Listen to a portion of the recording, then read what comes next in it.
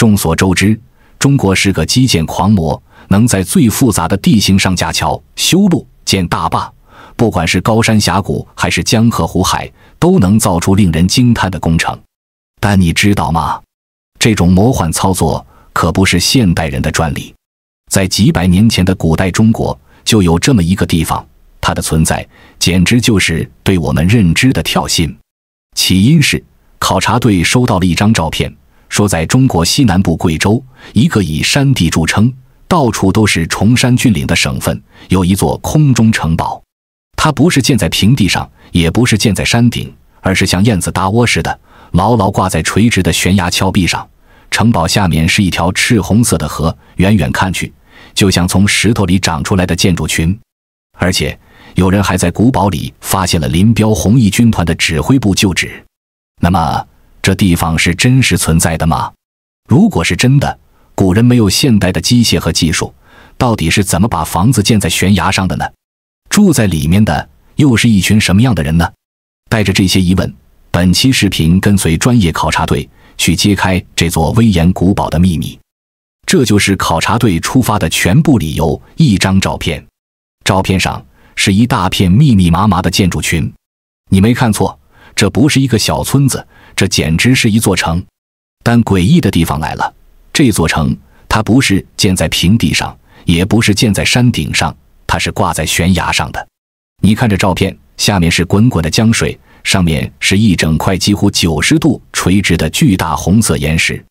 而这成百上千的房子就靠着无数根看起来颤颤巍巍的木头柱子，硬生生撑在悬崖半空，层层叠叠，就像一个巨大的摇摇欲坠的蜂巢。考察队的人第一眼看到都觉得不可思议，这地方能住人吗？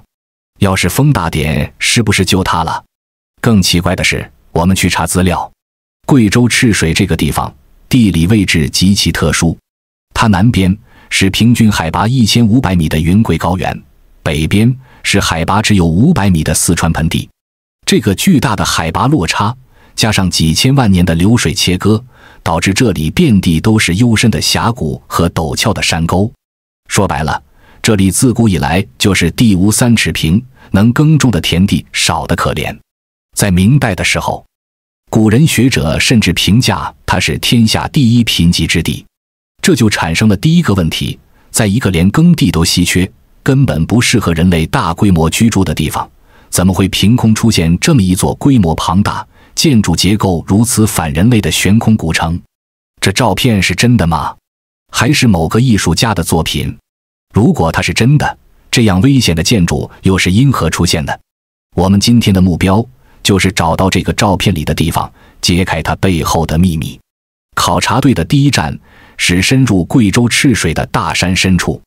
刚从赤水市区出发没多久，考察队就一头扎进了连绵起伏的群山里。这里的山路那真叫一个18弯。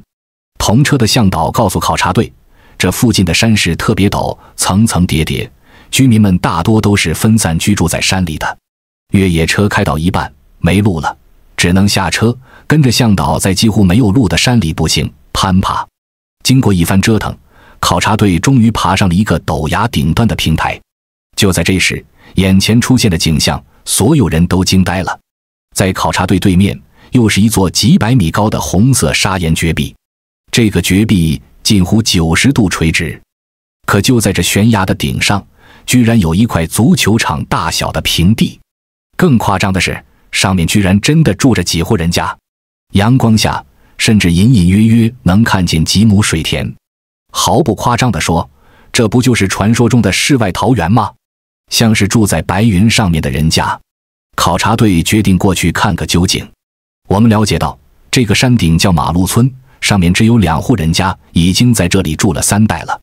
但是整个马路村有800多口人，他们并不是住在一起的，而是分散居住在方圆30多平方公里的几十座这样的山顶平台之上。专家给我们解释了马路村这种神奇的居住现象。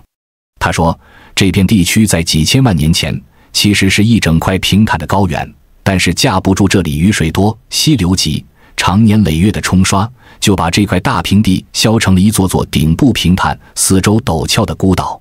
山和山之间的峡谷又窄又陡，根本没法住人，所以当地人唯一的选择就是守在这些山顶上仅存的小平台上，开垦一点土地过日子。这就是赤水山区几百年来最典型的居住方式——分散居住。可这一下谜团不但没解开，反而更深了。如果这里的居民都是这样三三两两地分散住在几十个山顶上，连个像样的村子模样都没有，难道我们之前看到的照片是假的吗？照片里那个依水而建、集中居住的庞大建筑群又是从哪冒出来的呢？考察队一度怀疑他们从一开始就找错了方向。考察队陷入了僵局。这个神秘的古镇仿佛跟我们开了一个天大的玩笑。就在大家一筹莫展的时候，团队里的专家重新拿起了那张照片，仔仔细细地看。他发现了一个之前所有人都忽略的细节。他让大家再仔细看看这张照片，古城的下面是什么？是一条河。关键是这条河的河水在阳光下隐隐泛着红色。在这一带最大最有名的河流不就是赤水河吗？这下思路瞬间打开。考察队之前的搜索全是在大山里打转，而照片里的古城明明是紧邻着一条红色的河流，水带红砂岩泥沙才是这颜色，那城堡肯定在河边。考察队立刻调整策略，掉头下山去沿河搜寻。沿着波涛汹涌的赤水河，考察队重新开始了寻找，顺着河岸公路一路往下游开，大概行进了30公里左右，发现了这座奇特的威石古堡。它就这么毫无征兆地出现在我们眼前，一座巨大的古堡型的建筑群，和照片里一模一样。它紧紧地扒在河岸一块悬空几十米高的巨大岩石上，整个镇子依山而建，气势恢宏，像是从崖壁里生长出来一样，贴着岩体层层上升。虽然看起来古朴，但透着一股子生人勿近的沧桑感。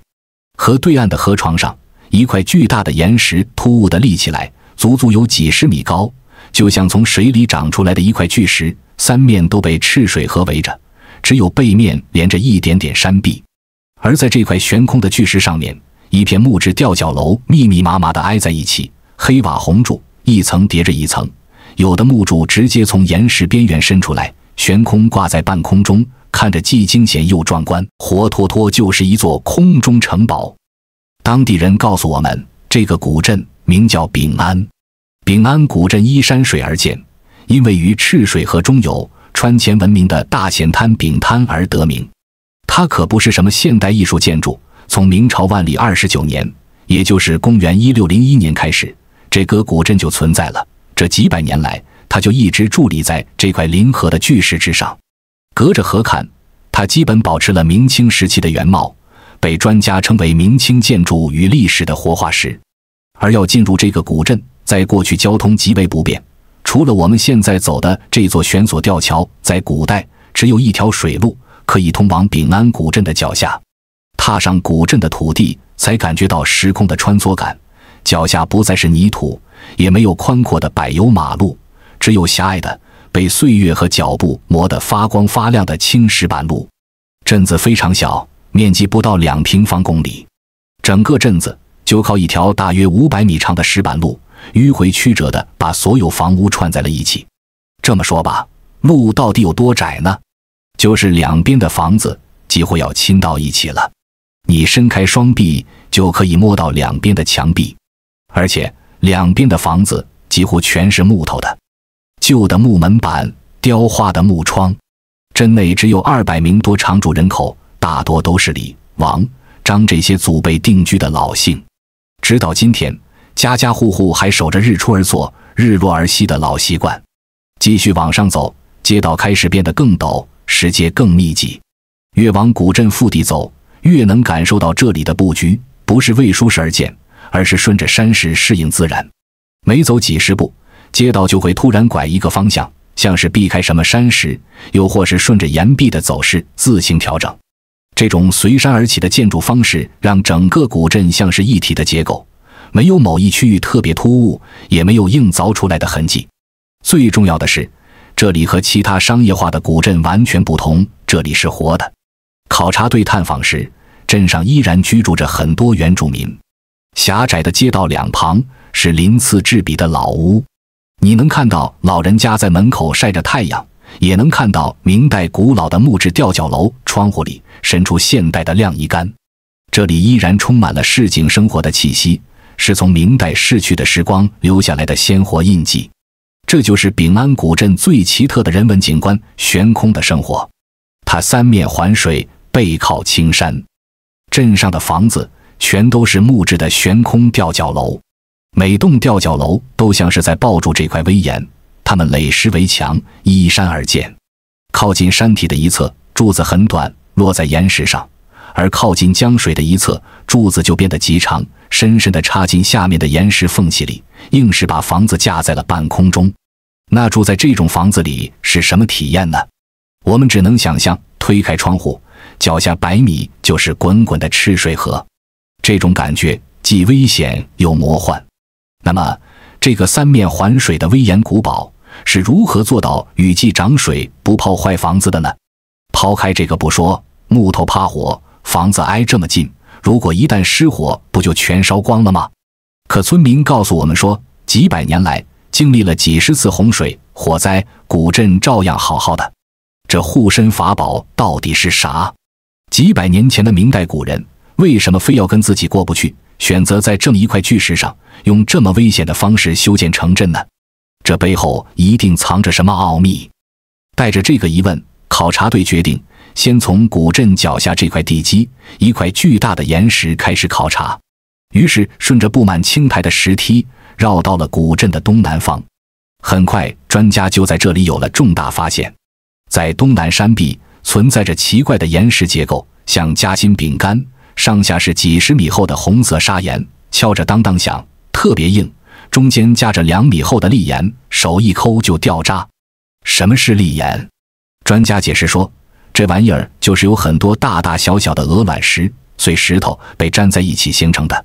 它和致密的砂岩完全不同，这些鹅卵石软硬不一样，大小不一样，所以它内部非常脆弱，粘合度很差。说白了，这层夹心极度容易被流水侵蚀，非常容易垮塌。这个发现让考察队所有人倒吸一口凉气。这等于说，整个丙安古镇这几百户人家，这成百上千吨的建筑，全都压在了一块夹心饼干的脆皮上。这简直是在玩命啊！这种地基存在着重大的安全隐患。古人但凡懂一点点建筑选址，就绝对不会选在这里。可丙安古镇的吊脚楼偏偏就建在这种夹心岩石上，还住了几百年，这到底是怎么回事呢？队员们趴在岩石边上，仔细观察吊脚楼的地基，这才发现古人的小聪明。原来他们根本没把房子建在中间的砾岩上，而是把木柱都凿进了上层坚硬的红色砂岩里，每根木柱都凿得很深，最少也有1米多，而且木柱之间的距离也经过计算，每隔1米就有一根，既不会让岩石承受太大的压力，又能把房子牢牢抓在岩石上，就像给房子安了无数个爪子，不管风吹雨打都不会晃一下。除此之外，这里面还藏着一个中国古人以柔克刚的智慧。那些木质的悬空吊脚楼，它们不是硬炕，它们所用的穿斗式结构本身就是一种柔性结构。当洪水或大风来袭，这种结构允许建筑有微小的变形和摇晃，以此来卸掉冲击力。而且所有的房子都互相连接，你靠着我，我撑着你，形成了一个巨大的柔性整体。它们不是在对抗自然，而是在顺应自然。更聪明的是，吊脚楼的悬空底层就类似于我们现代的架空设计，一楼全是空的，有的用来堆柴火、放农具，有的养着鸡鸭，还有的搭个小棚子当厨房。这样一来，既能隔潮，又能防洪水，就算雨季赤水河涨水，谁也只能从1楼流走，淹不到2楼的住处。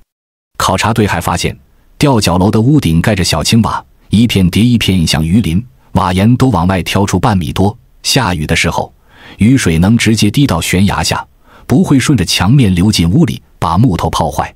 这些设计没有一本现成的建筑手册，全是古人在悬崖上住久了，一点点摸索出来的。哪块岩石结实，木柱该凿多深，屋顶该怎么挑，都是用几百年的生活经验试出来的。就像村民说的，老辈人建房子不看图纸，看的是天，看的是地，知道啥样的房子能在这儿住得稳。解决了房子为啥不塌的问题，我们再来想想，为何古人偏偏要住在这危岩上呢？除非有一个我们无法想象的更重要的原因，让他们不得不这么干。考察队决定深入古镇内部寻找答案。走进古镇，很快就发现了一个细节，这个镇子它是有城门的。比如眼前的这座东华门，由2扇高约2米的巨大木门组成，到现在还能自由开合。考察队发现，秉安古镇在东南西北4个方向都有这样的城门。当这4个门同时关闭后，整个古镇就瞬间变成了一个与世隔绝的封闭的堡垒。这个特殊的形态让专家立刻联想到了欧洲的古堡。他提出了第一个大胆的推测，秉安古镇会不会根本不是民居，而是一座军事堡垒？如果它是出于军事目的，那么选在夹心饼干上就说得通了，因为这里易守难攻，地势险要。为了这个险，牺牲一点稳也值得。原来从明朝开始，这里就经历过很多次大小战役，而它最著名的一次是在1935年。当时中国红军长征4渡赤水，秉安就是红一军团2师的指挥部所在地。我们甚至在镇上找到了红一军团纪念馆。更惊人的是，这里曾是林彪红一军团的指挥部旧址，而且是目前中国唯一一处保留下来的林彪红一军团指挥部旧址。这一下证据链似乎完整了，这里自古就是兵家必争之地。然而就在我们以为这就是答案的时候，另一位研究秉安多年的专家却对这个推测提出了致命的质疑。这里全是木头房子，敌人放把火就没了，石墙也就2尺厚，挡不住大股军队，肯定不是军事堡垒。敌人根本不用攻城，只需要在下游射几支火箭，整个古镇就会陷入万劫不复的火海。还防御什么呢？而且古镇的所谓城墙其实就是居民的墙，高度也不够，根本无法应对大部队。所以结论很残酷，秉安古镇看似坚固的城门和石墙，最多也就能抵抗一下小股的土匪和流寇。军事堡垒这个推论看起来似乎不成立。如果它不是一个合格的家园，也不是一个合格的堡垒，那它到底是个啥？答案就是秉安古镇就是古代赤水河上的高速服务区。首先，你可能想不到，这条河水发洪的赤水河当年竟是整个西南地区的生命线，而秉安就是这条线上最关键的中转站。其实很好理解，那就是贵州这地方山多田少，连吃的都得在石头缝里刨，更别说产盐了。古代没有现代运输，贵州人要吃盐全靠从四川运过来，这就是老辈人说的川盐入黔。而赤水河因为连接四川和贵州腹地，水流又比其他河平缓些，顺理成章的就成了川盐入黔的黄金水道，历史上称为仁岸，古代4大盐运口岸里属它最繁忙。可赤水河也不是全程好走，尤其到了秉安附近，河中间横亘着一道大险滩，也就是大秉滩。这滩有多吓人呢？4米高的石坎子横在河道中间，河水冲上去能溅起几米高的白浪，水下20多米深全是暗礁。别说古代靠人划的木船，就是现在的机动船过这儿都得加大马力，小心翼翼，稍不注意就可能撞坏船底。你想想，当年运盐的船从四川顺流下来，到了大秉滩就没法往前了，满船的盐重得很，根本冲不过险滩。那咋办呢？只能在河滩下游找个地方卸货，把船腾空了，再让纤夫们光着膀子喊着号子，把空船一点点拉过险滩，过了滩再把盐装回去，继续往贵州腹地走。而秉安所在的这块巨石刚好就在大秉滩下游，又高又平，既能停船又能堆盐，简直就是天选的中转站。用我们今天的说法就是，这地方就相当于高速公路上的服务区。考察队在古镇里转的时候，到处都能看到当年盐运留下的痕迹。西边那条500多米长的古岩道，石板路上全是深深的凹槽，有的是马蹄子踩出来的。以前运盐的马队一趟要拉几百斤盐，天天走这条路，几百年下来，硬石板都被踩出了坑。有的凹槽是纤绳磨的，纤夫们拉船时，绳子得绕在路边的石头上借力，时间长了就磨出了沟。河边的岩石上更有意思，有几个圆圆的石孔，当地老人叫它石鼻子。盐船靠岸时，得把绳子拴在这些孔里，不然赤水河一涨水，船就被冲跑了。考察队还在古镇深处找到几间老房子，墙特别厚，地面是用糯米灰浆抹的，防潮又结实。村民说这是当年的盐仓，用来存储卸下来的盐，怕潮怕漏，所以建得格外坚固。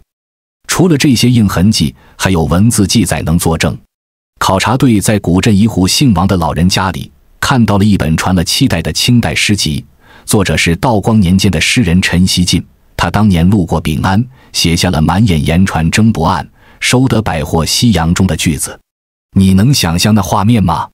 傍晚时分，赤水河上挤满了运盐的船，岸边挑夫们扛着盐袋往镇上跑。客栈、茶馆、饭馆里全是船工和盐商，吆喝声、谈笑声混着河水声，热闹得能掀翻屋顶。乾隆年间，朝廷还专门派人治理赤水河，把险滩凿宽了些，又修了些码头。这下丙安更热闹了，不仅运盐，还运楠木、竹子、药材，成了滇川黔3省的物资集散地。镇上光客栈就有10几家，茶馆20多间，还有不少酿酒的烧坊。那时候的丙安可不是现在这样安安静静的村落，而是白天船满岸，晚上灯满楼的繁华码头，人称小重庆。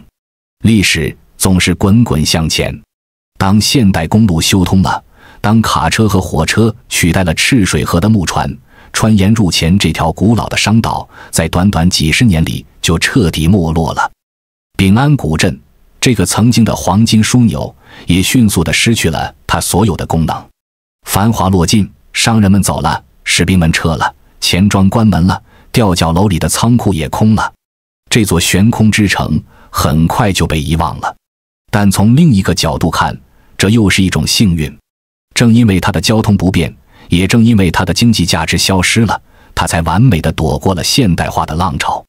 那些高楼大厦没有拆掉它，钢筋水泥没有取代它，它被速冻在了它最辉煌的那个瞬间。它就像一个时间胶囊，为我们完整地封存了明清时期赤水河谷一个军商古堡的完整原貌。今天还住在这里的，大多是当年那些商人、船夫、士兵的后代。他们不再贩盐，也不再需要日夜防备，他们只是守护着祖先留下的这份悬在悬崖上的遗产，用一种最缓慢、最传统的方式继续着他们的生活。丙安古镇，这个看似神秘的悬崖古镇，它的秘密其实就藏在它脚下的赤水河里。它不是为了隐居，而是为了繁华。它和它的居民一起见证了赤水河航运几百年的兴衰史。而今天，赤水河的航运早已不像当年那么繁忙，险滩也被炸掉了一部分。丙安作为服务区的功能消失了，但它作为一个家的功能还在延续。它成了一部凝固明清时光的活化石。它没有变成千篇一律的商业街，你依然能在这里触摸到风雨雕琢的盐运密码，也能感受到红军长征的热血记忆。你甚至还能吃到最地道的全猪汤、竹笋和豆花饭。探寻丙安，我们看到的不仅是建筑的奇观，更是古人在地无三尺平的绝境中迸发出的令人拍案叫绝的生存智慧。好了，本期视频讲完了，感谢收看眼见古今，我们下个奇闻秘境再会。